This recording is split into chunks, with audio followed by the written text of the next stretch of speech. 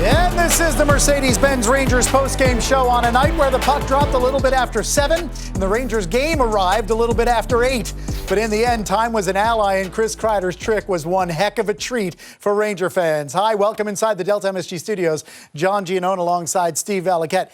Midway through this game tonight, the Rangers had 7 shots on goal. Who among us thought by the end of the night they'd have 7 goals? You know, there's a saying in hockey, I wonder if you've heard this one. So on the second game of back-to-backs, you come in like a lion, then you go out like a lamb. Or a team will start like a lamb and go out like a lion. And that was the Rangers. You know, really slow start. In the first intermission, I talked about the issues they had with travel.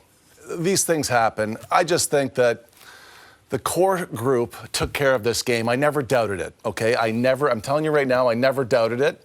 And the fans won this game for the team. When Igor started getting chanted, I can tell you right now that lifted his spirits. And he knew that he couldn't let the fans down. The crowd was going nuts when the Rangers started scoring.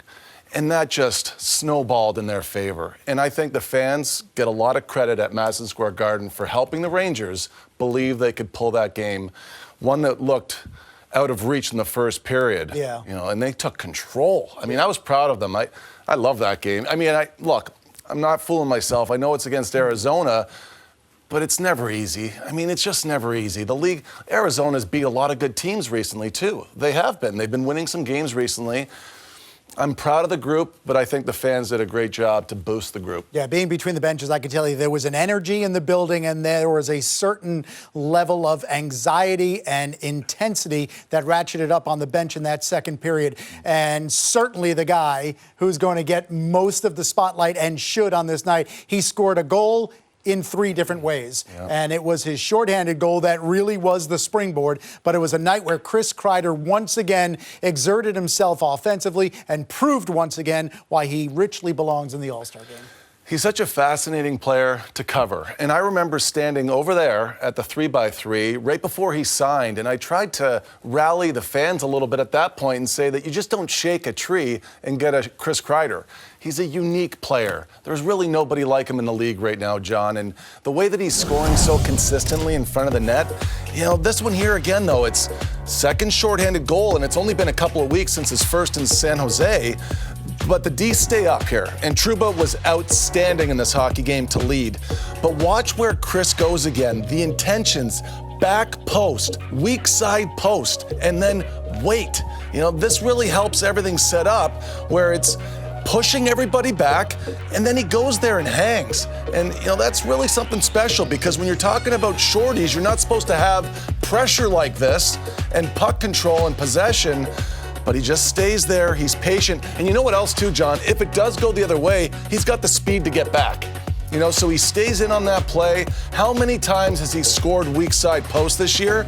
At even strength, this is his second, and it's really a pass that comes back across the ice off of Jacob Chychrun. I mean, he moves that puck right to him, and the power play goal, same idea, net front, and really illustrates closely what we were talking about in the pregame. You know, the hat-trick goal was the different ways that he understands how he can be in front of the goalie. If there's a lot of traffic, he puts a wedge on it. If he's got time and space with nobody around, he just bumps it off the goalie, gets it back himself, and then does it. And if it's elevated on that sifter, he just knocks it down with a screen deflection. Those are hard for goalies to find.